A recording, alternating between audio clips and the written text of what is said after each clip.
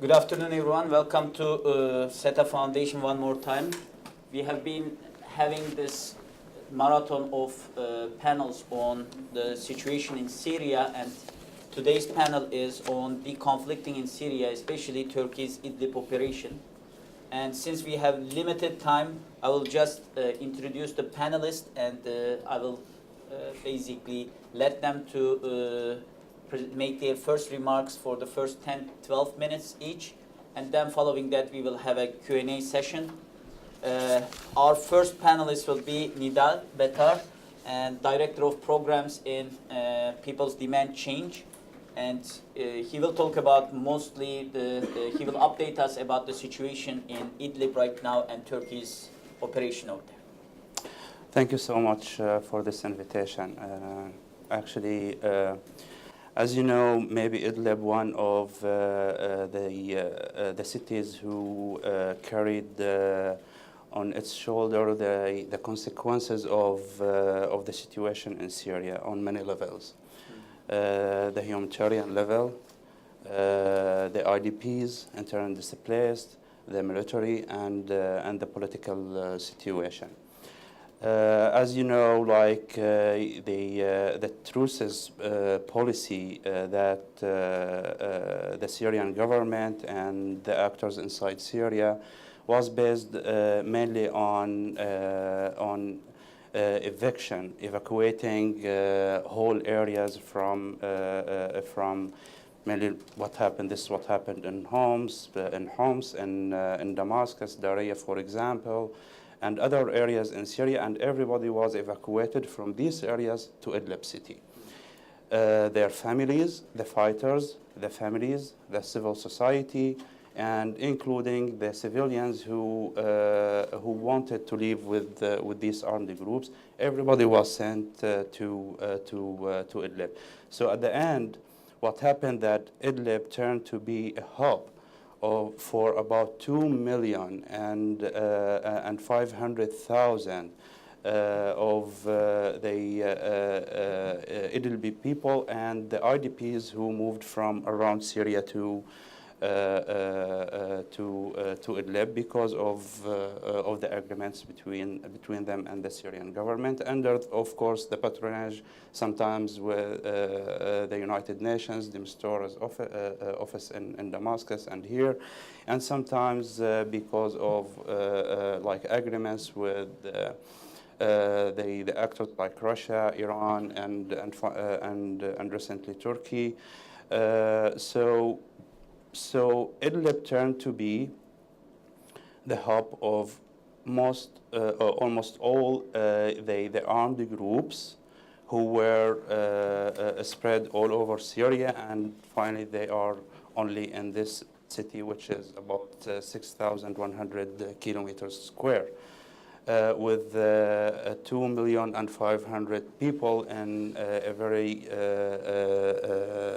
bad situation. Like the humanitarian situation is very bad there, and also because of the ideological differences between these groups, like Jabhat al-Nusra, and which was turned to be Hayat Tahrir al-Sham, andHTS, and the other armed groups who are supported, backed by different parties, actors in Syria. So the situation in Idlib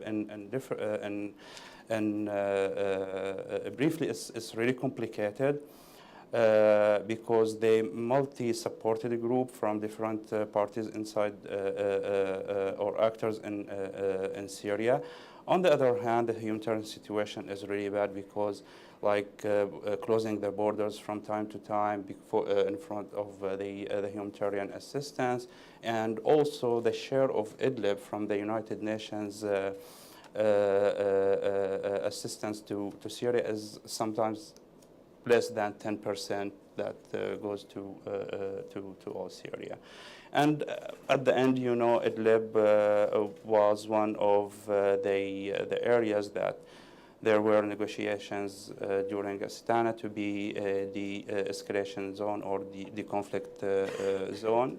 And you know that Russians and Iran, the Turks and Russians did not agree on this area, but they agreed on rural Damascus and northern Homs, while Russians and Iranians had a conflict over southern Syria and Iraq in these areas. And so at the end, I think until today, Idlib, not formally the escalation zone, but Turkey in the last military intervention is trying to make it the escalation zone. So this is briefly the current situation in Idlib. Thank you. Luke, first, before that, Kadir, about the Turkish operation and Turkey's approach about this. Well, thank you. So I think Turkey's operation in Idlib is trying to address some of Turkey's long-standing concerns about that region and to the broader Syrian conflict. Since the start of the Syrian conflict, Turkey's main activities revolved around supporting the opposition, securing the border, preventing foreign fighters, containing or preventing terror groups like Nusra and ISIS, making sure refugee inflows were managed well. These are immediate concerns of Turkey. Over time, these have manifested themselves in different ways. Sometimes it was mostly about refugees, sometimes it was mostly about terror groups, but we are seeing these similar concerns in Idlib region as well. Of course, over time, Turkey's interests or concerns have clashed with other powers that are involved in this, including the U.S., Turkey, U.S., Russia, and Iran, on, of course, different issues. And then the primary concern over the past perhaps couple years has been the PYD-controlled area, making sure that they didn't cross to the west of Euphrates. And Euphrates Idlib operation is the second largest serious military intervention into the Syrian scene after the Euphrates Shield operation, which was done in August 2016. At that time, it again aimed at pushing ISIS away from the border and trying to make sure that PYD stayed on the eastern side of Euphrates. And there was a serious disagreement with the U.S. over that.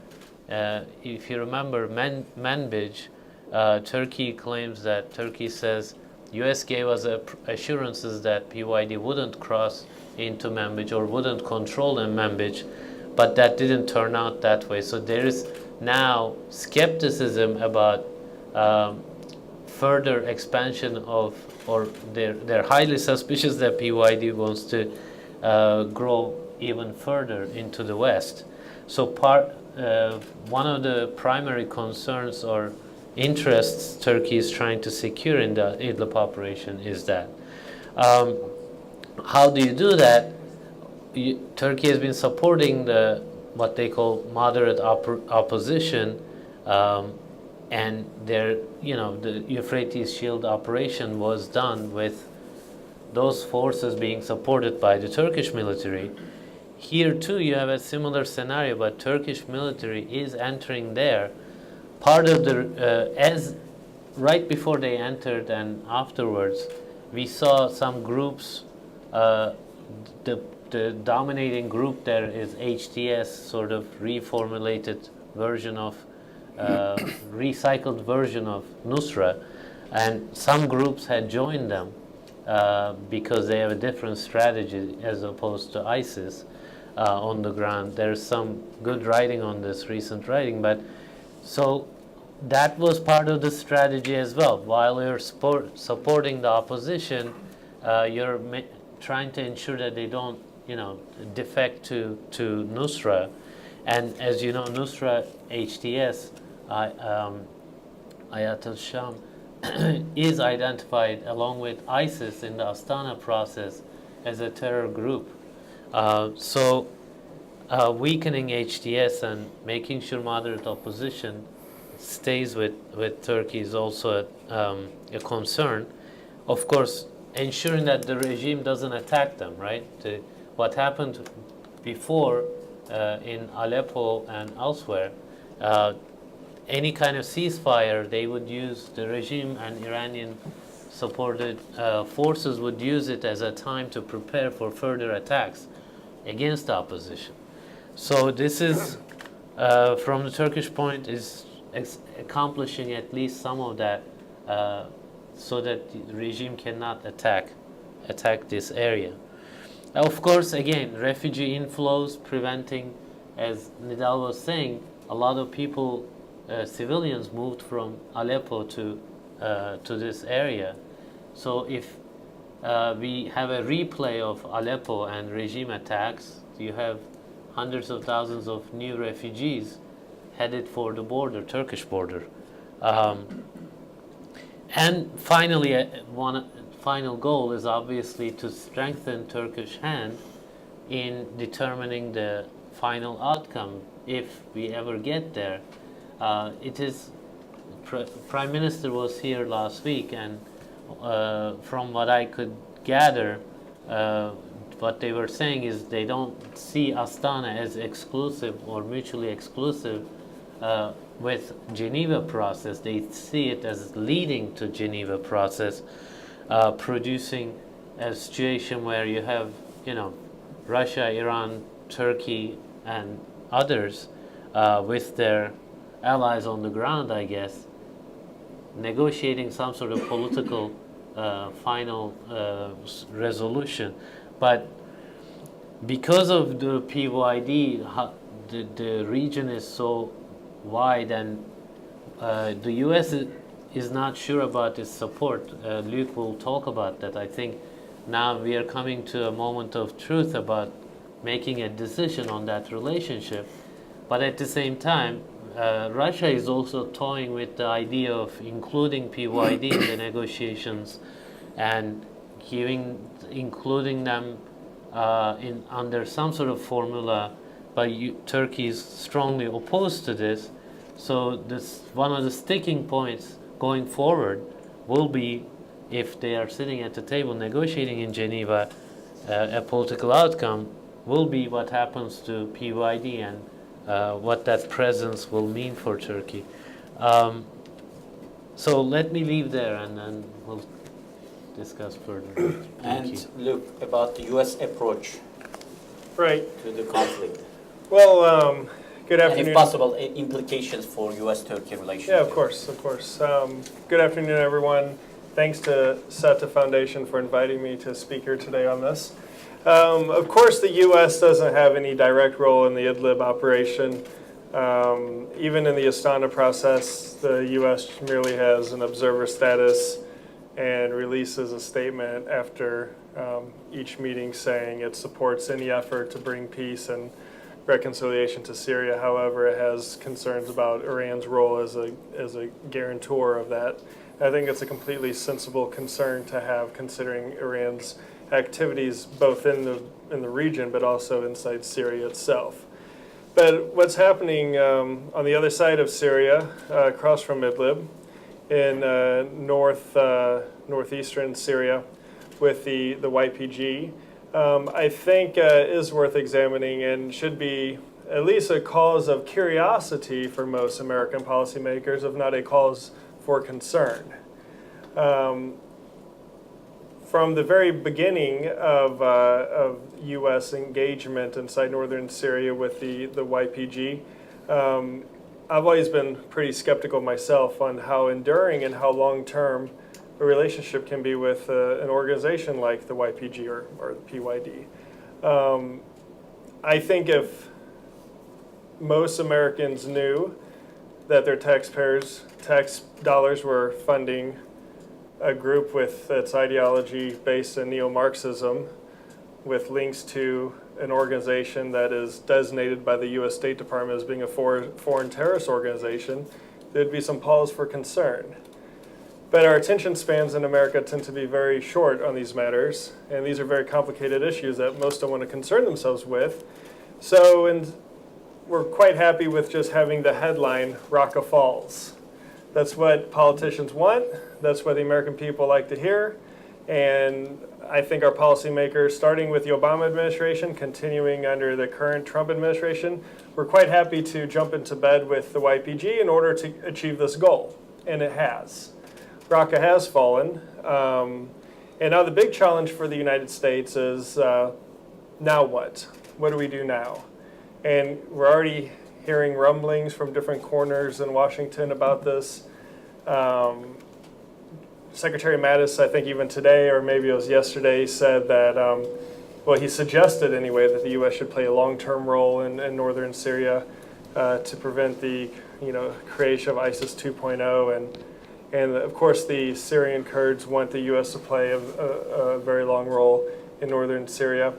But I'm not exactly sure what this would entail or how much political support there would be in the country for a very long-term reconstruction and stabilization effort by the United States in northern Syria. I think Congress needs to play a more direct role on monitoring and holding the executive to account on what the strategy actually is, because it's not very clear, other than to defeat the physical caliphate of ISIS, it's not very clear now what.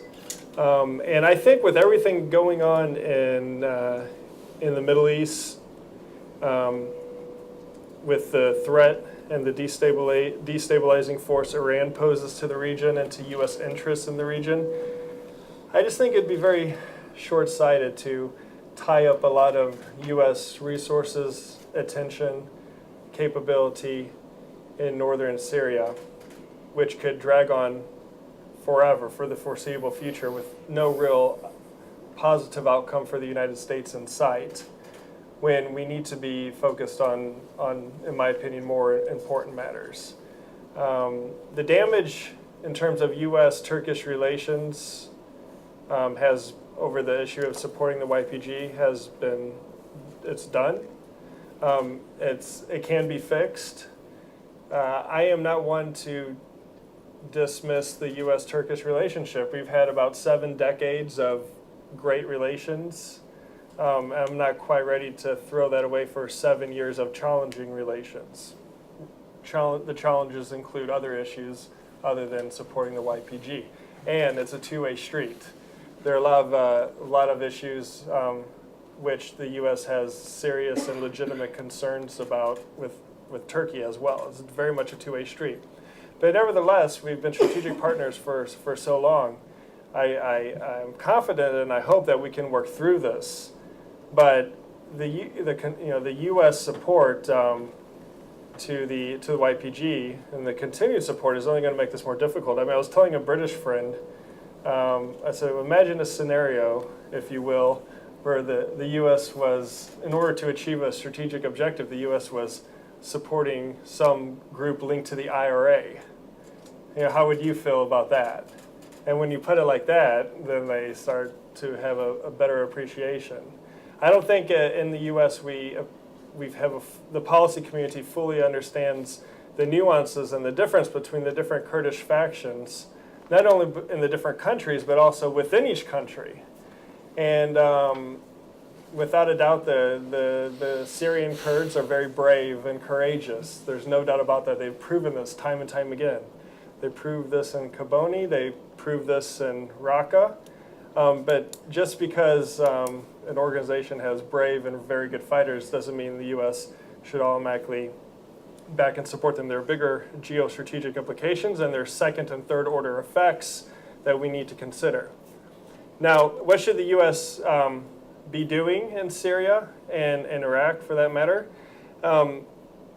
The number one threat emanating from this conflict for the United States is the threat of terrorism. And this will never be an existential threat for the United States. the black flag of the caliphate will never fly above the Capitol dome. In the U.S., it's predominantly a law enforcement and intelligence matter and homeland security. So the number one thing the United States should be doing to protect Americans from this threat is improving and increasing our law enforcement, intelligence, and homeland security capacities and capabilities, of course, within the framework of the U.S. Constitution. The second thing we should be doing is trying to alleviate the suffering and the burden of the refugees placed on to the neighboring countries. The refugee situation in Turkey is well known. I don't need to repeat it here. And the same rings true for Lebanon and Jordan and parts of Iraq where the KRG takes huge numbers of refugees. And we should be devoting more resources to helping these countries look after these refugees, because the ultimate goal of the U.S. refugee policy should be to keep the refugee as close to their home country as possible. And only when you can't do that, then start considering taking some in. So we need to devote more resources to that. And then I would say we need to devote more resources to helping our friends and partners in the region that border Syria to improve their security sectors, to improve their military and their law enforcement capability to defend their borders, to help contain the fighting inside Syria. And as we've done in Iraq, because we had a credible partner, well, somewhat credible, we were able to help Iraq restore its territorial integrity. I think that there are goals like this that can be achievable in Iraq. But when it comes to specifically Syria and U.S. military solution or U.S. military options, I'm very pessimistic about this. I'm just trying to be realistic. This civil war has gone on now for 6 years. It's been allowed to rot and fester for so long. I just cannot see an outcome that the U.S. can engineer that would be acceptable to the United States. And the U.S. should be encouraging countries like Turkey, for example, that have a bigger stake on what's happening in Syria to take the bigger role. And I think what Turkey is doing in Idlib and what it did with Euphrates Shield should be commended, because they are a country with a border, with interest, direct interest in the region, and they're taking action. And it's a lot different from many of the Arab countries who were literally fiddling while Aleppo was burning. So the U.S., I think, is playing a very dangerous game. I think it's a very slippery slope dealing with a group like the YPG. There are great arguments for this on both sides. I've heard them all. I respect these arguments. But in my personal opinion, the way that ISIS was really on the back foot, the way they were losing ground in Iraq, the way they were losing ground in places in Syria, if the cost of having the speedy capture of Raqqa was arming a group like the YPG, then in my opinion, that was not worth the cost. Maybe I'll be proven wrong. Maybe I'll be proven right, but as I assess the situation, that's where it is. That's how I see it today. In terms of, real briefly, 30 seconds on the U.S.-Turkish relationship, as I pointed out, we've had many decades of strong cooperation. We share many of the same strategic interests in the region, and I think that it's my understanding that the relationship inside NATO hasn't really been affected too much, and that Turkey is, still one of the largest troop contributors in Afghanistan, still plays a role in Black Sea security, and of course with the Incirlik Air Base. So I'm on the NATO front. I think things are steady as they go, but I really hope that we can overcome some of these other issues beyond the YPG that are impacting on what should be a very important relationship. Thank you. On that note, I will have some questions to the panelists, and then we can I can open the floor for the more question and answer. Just to start with, Luke, what would you expect from a possible operation to Deir ez-Zor? What will happen, do you think, in Deir ez-Zor after Raqqa operation? From a U.S. point of view, I think the U.S. is. I hope, and I actually think the U.S. is going to sit tight for a little bit, and allow for a consolidation of the territory that's already been captured, and to see where the YPG is going to go, or Syrian Defense Forces, Democratic Forces, PYD, YPG. I use these interchangeably. They're, for all intents and purposes, the SDF is a Syrian Kurd-dominated organization. So anyway, I think they're going to see how the Syrian Democratic Forces are going to handle the occupation of Raqqa before trying other pushes and big initiatives. It's my understanding that the U.S. is going to try to settle and at least try to stabilize the Raqqa region, and also to ensure that the SDF is governing the region in such a way that the locals are treated fairly, which I know is going to be a big concern for countries like Turkey and other Arab countries. If you want to avoid planting the seed for ISIS 2.0, it would be ensuring that the Arab Sunni inhabitants of Raqqa and the surrounding region are governed fairly under the SDF. But I don't foresee the U.S. playing a major role in any further pushes for the foreseeable future. Nidal, just to follow that up, what are the expectations or concerns about Syrian opposition or the Syrian civilians about the YPG-controlled Raqqa, considering the previous instances in Tel Abyad and other regions? Yeah, actually, let me just continue from where Luke stopped. Actually, it's really, look, during Obama's administration, it was really clear that there was a kind of interest and to stabilize the region. Actually, after Trump came to power, what we hear from the administration here is our mission is only to defeat ISIS. So defeating ISIS without stabilizing the region means that you are entering another conflict. This conflict is, you can approach it from many angles. The first angle, which really concerns Syrians, is the Iranian existence in Syria, especially like between Deir ez-Zor and Raqqa, and their historical attempts to control these areas. The second issue is the relation between the Kurdish people in Al Jazeera region and the Arab tribes in the same region, which for today they see, like the Arabs, they see the Kurds are an occupation force. They don't see them that they liberated them from ISIS.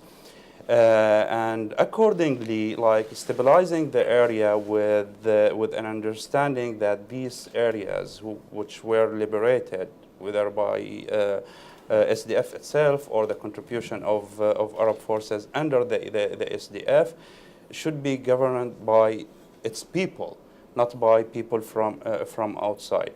I think the mistake that the U.S. did in this operation is, which the Syrian opposition tried for many years to explain to the U.S. that you should include the Arabs in Raqqa and Deir ez-Zor in these fights. You should not only keep the SDF leading the fight. And actually, they always what they offered that, okay, we can include Arab under the umbrella of SDF. We can arm Arab through the SDF. So this did not last, and actually did not.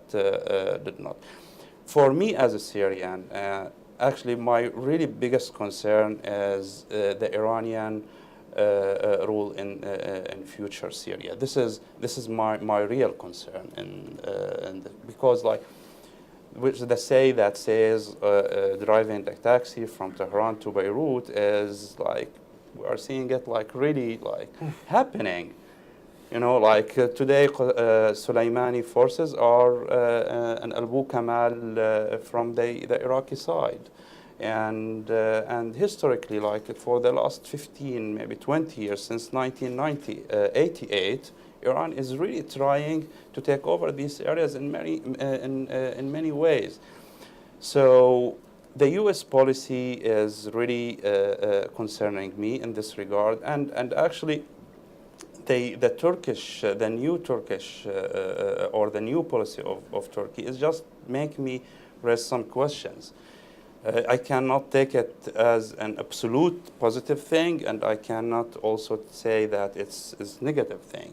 I can see, actually, I was in the University of Pennsylvania for like a similar panel a few months ago, and they raised this question about the Turkish intervention. So my answer was like, for the last 40 years, Turkey was calling for no-fly zone to protect the civilians and to answer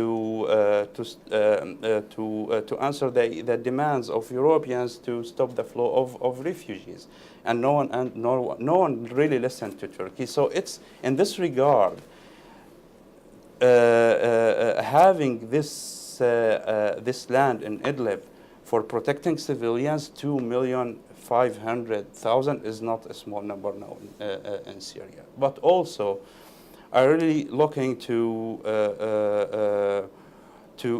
where the new Turkish-Iranian relation will lead, especially like their new alliance in Al-Asitana, and the consequences and the results of Asitana. Okay, so before opening the floor for the questions, there are two questions that he raised so that we can ask the panelists. So the Iranian role, Luke, he's concerned about U.S. policy on Iran.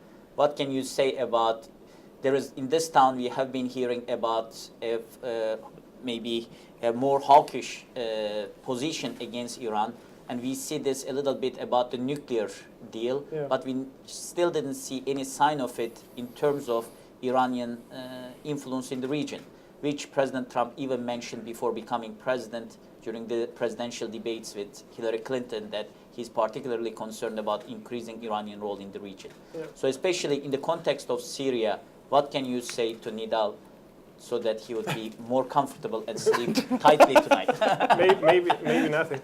No, actually, I think the Trump administration has the right strategy in place with Iran. The broad outline that was of a strategy that was delivered by President Trump, I think, is heading in the right direction. But the challenge with all of these strategies is implementing. One thing I feel like the Obama administration never understood was a strategy is more than just delivering a speech. And separating the two issues, which they're connected, but you still have to view them differently, with the Iran nuclear program and the Iran deal and Iran's nefarious activities in the region, I think the administration has it right so far. A lot of what the administration is going to be doing with Iran, we're probably not going to hear about. And it's going to take months or years to see if there's been any real impact. Because a lot of it's going to be very sensitive, classified stuff. Operation Olympic Games. Yeah, and then on the nuclear program stuff, I think the president was right to decertify the program. Decertifying is not the same as walking away from the program. People in the media especially have been treating these two issues as being synonymous, but they're completely different. The decertification process is a requirement from the U.S. Congress every 90 days of the executive to say that they can certify Iran's commitment to the nuclear deal, not their compliance. There are actually 4 categories that the president is required to measure Iran's behavior on, according to the requirement from Congress. The first 2 of these 4 deal with compliance. And the other 2 are more subjective. One is does this deal remain in the U.S. national interest or something? And it was on that basis that the president decided to decertify. But decertifying the deal is not walking away from the deal. And really, I think at this point it would be a bad thing for the U.S. to unilaterally walk away from the deal, because the way the Obama administration negotiated the deal, they gave everything up front to the Iranians. All the sanctions relief, all the unfreezing of assets was delivered on implementation day. And how you would normally do this in the real world is you would phase these incentives in after achievable benchmarks are met by the other side. So if the U.S. left today, Iran would have received all the financial incentives of the deal up front, enjoy sanctions relief and the unfreezing of assets, and they would have even less restrictions and less monitoring than they do now. I mean, do I think Iran's trying to cheat on the deal? I do. Because nothing since 1979 has shown this regime to be trustworthy. But at least we're making it that much more difficult for them to cheat. In terms of Iran's role in Syria, really the whole Arab Middle East, the U.S. does need to find ways to roll back and push back on the influence, but this will be the most difficult in Syria because this is where Iran, I think, has the freest hand to behave. Sometimes I think Assad's dependency on Iran is a little exaggerated. At the end of the day, it's Russia that guarantees Assad's existence. It's Russia that has the financial resources and the military capability, if push came to shove, to keep Assad in power. It's Russia that has that veto in the UN Security Council. But without a doubt, Iran is a huge enabler and a huge problem for bringing peace and stability to that region. Actually, just can I? Let's turn to Kadir, and same questions about Iran's role. We know that Turkey and Iran relations are Turkey's foreign policy towards Iran is one of the most cautious foreign policy, although there has been constant mentioning of the Kasr-Shirin agreement as that there had not been border disputes between two countries for the last 500 years. There has been some concerns in regards to Iranian activity in the Middle East on the part of Turkey as well. However, starting with the Astana process, we see some kind of agreement, and what Nidal was saying about the concerning is the Iran's role. How would you respond to a question about a concern like Nidal's concern about the Iran's role and Turkish foreign policy? Thank you. Nidal actually gave the answer in the same thing when Turkey called for action for several years and called on European partners, the U.S., to create a solution or at least some sort of intervention in Syria that could have potentially prevented some of the, let's say, Aleppo, for instance. But that's what once Turkey figured out, especially with the chemical attacks at the end, it figured out that Obama was not going to act as they promised. They started trying to find other avenues and ways of dealing with this, including talking to Russia a lot more, and Iran. Turkey didn't discuss with Iran directly, like one-on-one. Turkey didn't really make overtures towards Iran because of obviously its alliance with the moderate opposition inside Turkey, inside Syria, but also Turkey often finds itself in competition with Iran, except this KRG independence referendum to roll it back. There was some sort of appearance of cooperation at least. But that dynamic is traditional, both Turkey and Iran competing and then cooperating, and these often go head to head. And in 2010, with the nuclear deal, there was a serious crisis in U.S.-Turkey relationship because of the Iran nuclear deal as well, because Turkey was seen as supporting the Iran's position. But what's happened in Syria, once Turkey understood that it wasn't going anywhere with the U.S., and then Russia intervened militarily. Russia and Iran are the only ones who actually deliver on the ground and who are trying to shape. So you can't but talk to them. There's no other option. And Turkey.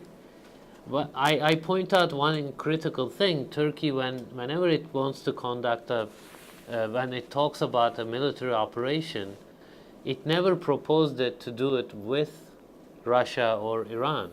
It has proposed it to do it through NATO or with the U.S. together. You didn't, even today, the Idlib Operation is a Turkish operation. Euphrates Shield is a Turkish operation. It's not a Turkish-Russia operation. It's not a Turkish-Iranian operation. So there are many reasons for that. There's no need to go into it, but Turkey's first preference would be to work with the U.S.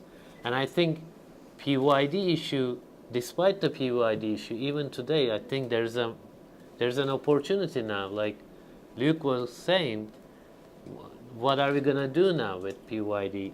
If Turkey and U.S. can actually have a strategic conversation about this, it could have a stabilizing impact in the situation, both by protecting Turkey's national interests and addressing their concerns, but also giving the U.S. some sort of purpose for the next sort of several months and years, especially concerning the final political solution, political outcome. Thank you. And we can open the floor for questions now, if you have any questions. Yes.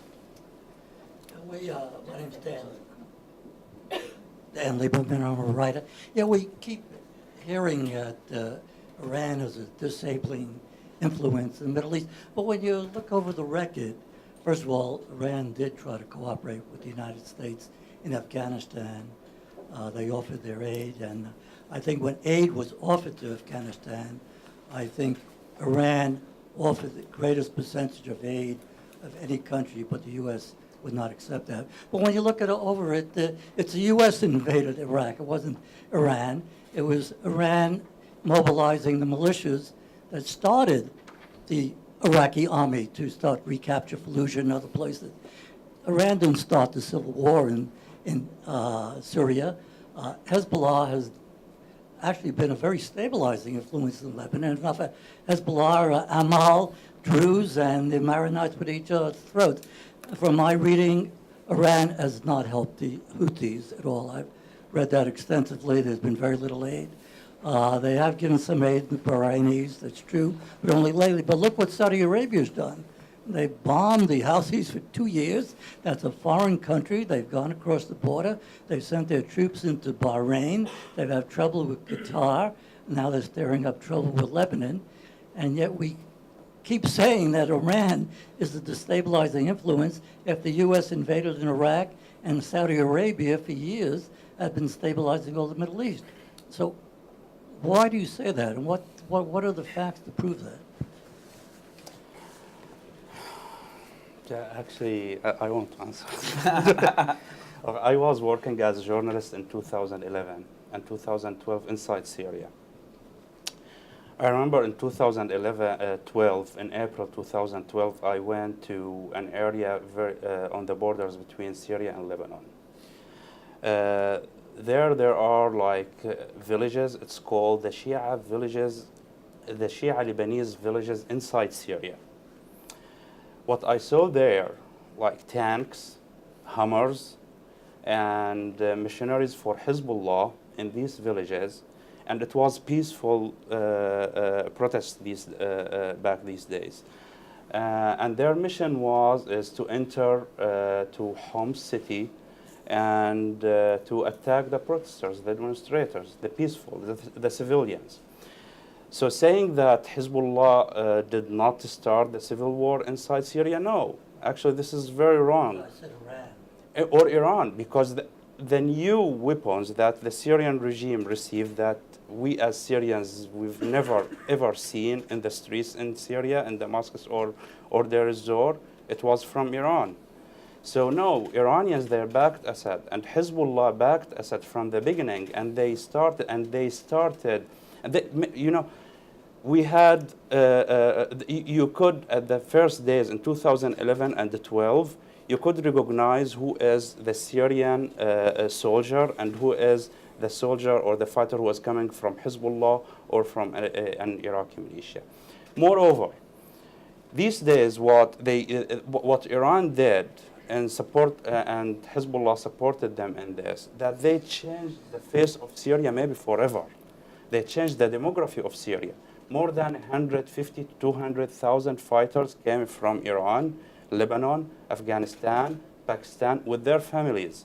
all the areas in Damascus and Homs and other areas in Syria who were evacuated from of their own people to Idlib, other people and fighters, Iranian and Hezbollah and Lebanese militias, fighters with their families, were settled in their houses, in the houses of other people.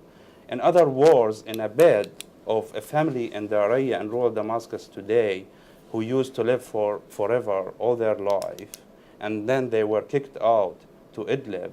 Now in their bed, there is another family came from another area, from Iran, Pakistan, Afghanistan, with new kids playing in the streets. So this is not true. Look, the Syrian population, in general, they are about 24 million, okay? Half of them either were killed or disappeared or refugees. And 1/3 of them are IDPs.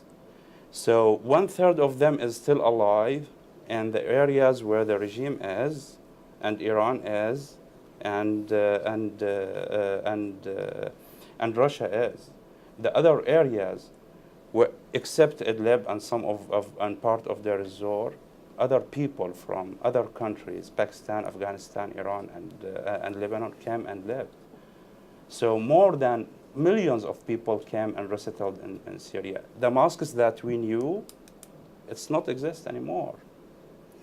Luke, do you want to say a few Yeah, words? I have a few things Yeah. to say on this. A few only. Yeah, firstly, look, I don't understand why you can't be objective about Iran's destabilizing force.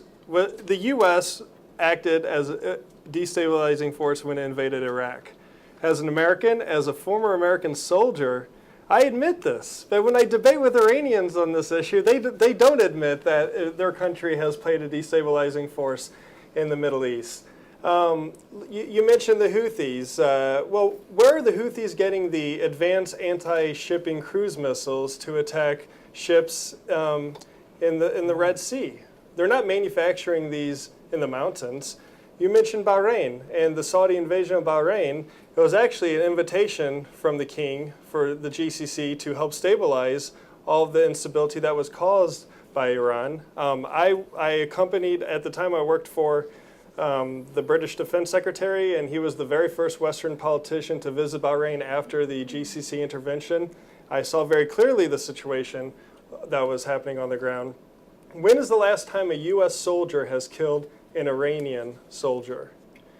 But more than 400 U.S. soldiers have been killed by devices provided by the IRGC and other Iranian factions to Shia militias in southern Iraq and in Afghanistan. But most importantly, it's enshrined in Iran's constitution to promote the revolution. So that alone is the destabilizing aspect of Iran in the region. So I don't buy this, Iranian sympathizing. But also, I fully and freely admit that the U.S. hasn't been the most stabilizing force in the Middle East either. I just think we need to have a bit of objectivity in this debate. Kadir? The same question about... Well, Syrian crisis was, as Nidal described, exacerbated by, early on, Shabihas were on the streets, and the Turkey, has been at odds with Iran. It used to have better relations with Iran prior to the Syrian conflict. So it did contribute to distance between Iran and Turkey, especially after the Arab Spring. Recently in Iraq, there was a convergence of interests. Turkey wasn't happy about the KRG's independence referendum, and Iran also pushed back hard against that. And politically, they were on one side on that issue, but Baghdad was also on that side, and U.S. seemed a bit on the fence at first, but at the end it did endorse what happened. So it's a different configuration. But like Luke was asking, when is the last time you find a Turkish-Iranian cooperation militarily strategically on any kind of issue. So Turkey's recently they proposed to Turkey to work against PKK after actually Trump administration's harsh rhetoric on Iran. Iran tried to approach Turkey, and KRG issue is part of that as well. So when Iran is squeezed in the region, or it starts to be squeezed like that, it does try to reach out to regional powers, including Turkey. But you saw Turkey again careful and sort of, not get on the bandwagon. Of course, you see attempts to try to improve political relations with Iran as a neighbor, increasing trade. Turkey is dependent on them for energy, heavily dependent on energy, Russian and Iranian energy. So those drive certain things. You have to look at that. But when you look at the political and strategic potential overlaps, you don't find them on the same side. With Saudi actions against Qatar, for instance, again, they appear to be on the same side, Turkey and Iran. But you didn't. Turkey tried to ensure Qatari security by, increasing its military presence there, but didn't cooperate with Iran in any meaningful way. So I would say, going back to sort of pre-2010, when all Europeans and US is trying to put sanctions on Iran and trying to corner it, and then as a scenario where it could potentially lead to war, I think you're going to find Turkey opposing that as well, because instability in the region doesn't help Turkey. That's not Turkey's strength. Turkey's strength is economy and political relations, etc. But it can't play the game of sort of what Iran does on the ground, sending, arms and everything, except for perhaps some of the opposition forces inside Syria. But again, that is often coordinated with the international coalition.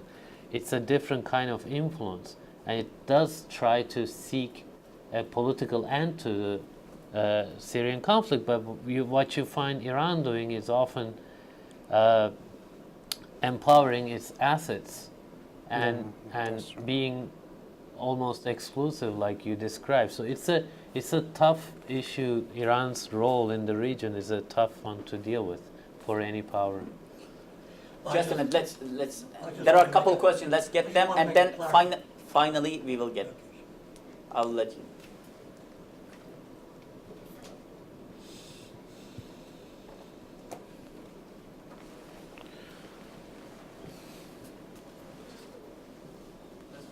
I'm sure we can hear you. Can hear loud you. enough. Right.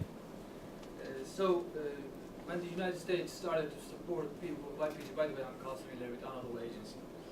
When the United States started to support YPG in Syria, they put the excuse that they need to have a lasting defeat against ISIS, and then that's why they are doing this operation or creating the strategy of by, with, and through local forces so that they can stay there and hold the territory for security against ISIS. But yesterday, the Secretary of Defense, Jim Mattis, said that the United States will keep its presence in Syria until the Geneva process concluded to some diplomatic solution, and whatever. So it means that, and he expressed that because of the concerns that ISIS may rise again without any kind of diplomatic solution inside Syria. So it means that the United States has there is an evolution in the United States strategy where from defeating ISIS to somewhere else, like holding a territory. Or the initial strategy? The initial strategy was a failure or not? That's my question. I mean, the U.S. Okay, just to add this, so the temporary tactical limited relations with PYD, is it gonna get longer? And if we can get your opinions about this BBC's latest coverage of YPG letting ISIS terrorists leave. That is a perfect example. Yeah, the coalition spokesman, Colonel Ryan Dillon, whom I served with more than a decade ago when I was in the Army. He said that this deal was done locally, and that's as you pointed out in your question, that's the way the U.S. has handled this, through local forces, local decisions, based on the local situation on the ground. So the fact that the YPG thought it was acceptable to do this in itself shows how unreliable they are for at least a long-term partner for the United States. I'm worried that what started out as like this Tinder relationship, let's go on a date and see what happens, is now turning into this, long-term commitment with no end to sight. And if we're really, I have tremendous respect for Secretary Mattis, but if he thinks we're going to play a stabilizing force in northern Syria until the Geneva process comes to fruition and finds a peaceful outcome to the war, we're going to be there for probably most of my life. And I just think that most Americans would find this unreasonable, if not unacceptable, and that there are better ways and other ways to protect American interests and Americans from the threat posed by groups like ISIS than an on-the-ground occupation of northern Syria. So who knows what's going to happen? We're in the very early stages of the post-Raqqa liberation, and I even hate using that term because, as was already pointed out, many Syrian Arabs don't necessarily view this as an occupation or as a liberation. And there's a track record of YPG mistreating the local inhabitants. And that is actually what's most likely to cause ISIS 2.0. So it's still early days, but we'll see. We have one final question. Yeah. Hi, thanks. So my question is back to Idlib province. I was wondering if one of you could suss out the relationship between HTS and TAF forces, just given that after Arar al-Sham fell over the summer and HTS is now the biggest armed force in Idlib province, and the fact that the Turks came in through Idlib and HTS was mostly complicit when they did come in, and so just wondering what that relationship is like, and if you could speak maybe to like what that end goal would look like between HTS and Turkish armed forces. Yeah, actually, even it's a challenging situation for Turkey itself, like to enter Idlib. Like, HTS is like we know, like or the common knowledge that it's a few armed groups like Ahrar al-Sham, Zinki, and etc. HTS is more than 45 groups.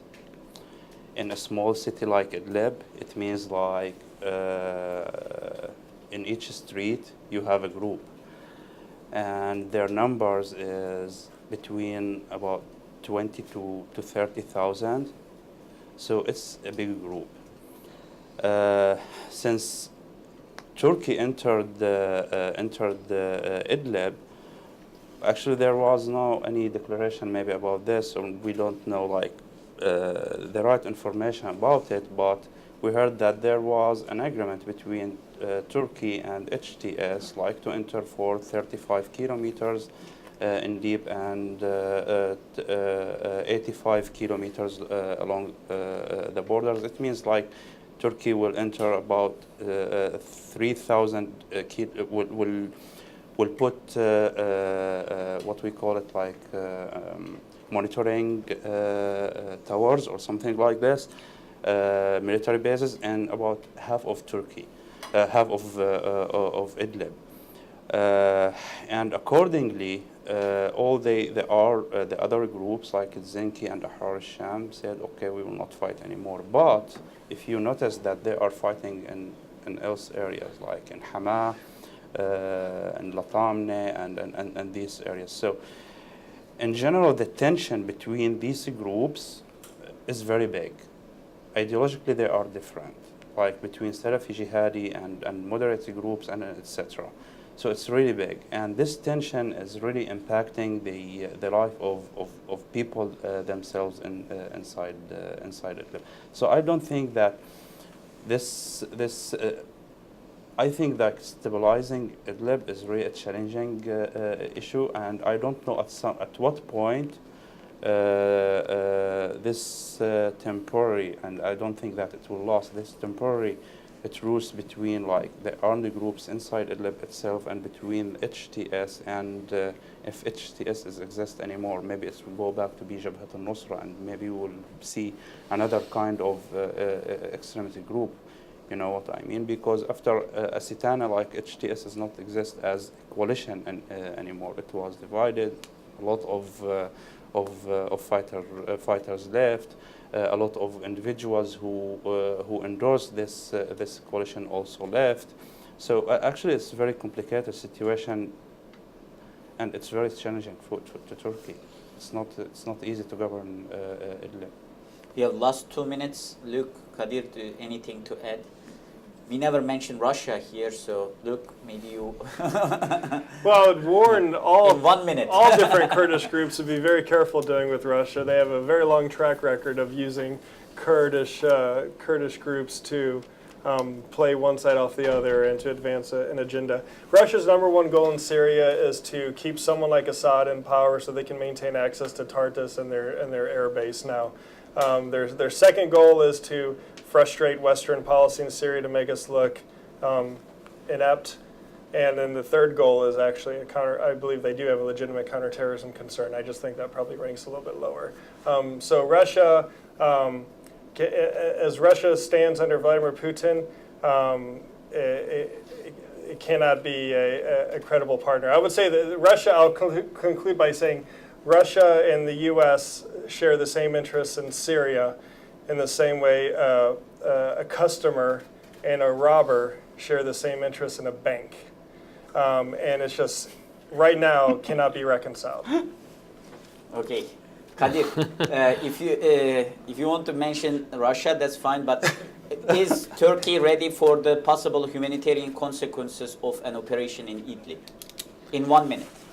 Well, I think that's part of the reason for this operation was to frustrate any kind of future regime attacks or Iranian regime attacks on civilians and having to deal with a large refugee inflow, which is why the operation goes in with this pseudo agreement so that you're not going in and having to fight a big fight. And in this case, because HTS is not one unified group, it's an assembly of various groups, and quite a few of them now distance themselves because of the Turkey intervention, which hopefully will create a center of gravity for the moderate opposition forces. From the beginning, it's been a problem. Who provides the funds, the arms, and everything? And Turkey has been calling on the West to do it together so that we can actually create a unified opposition. But the complaint has been that they're not unified. Well, when you don't invest in them, they're going to remain divided. So that's been the dynamic.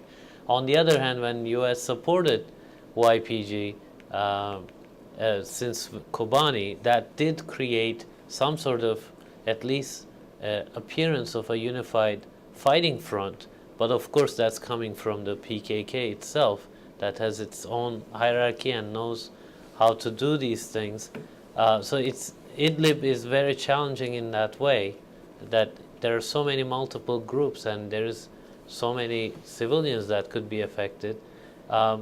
After primary goal, like first instance goal, is to make sure Afrin is somehow surrounded so PYD can't, link up with that and eventually potentially link up with Mediterranean. But after that, will Iran and Russia, will they say, well, now we have to attack Nusra, and what that will, what kind of destabilizing influence that can have, we don't know. So that it's a bit up in the air what will happen after this.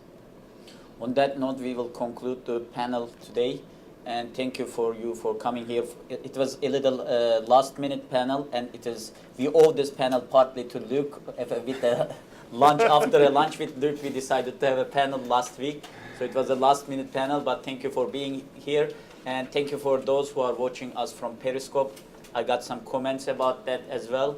And part of the question was the questions that I was receiving from the Twitter. I had smart questions, but don't worry about that.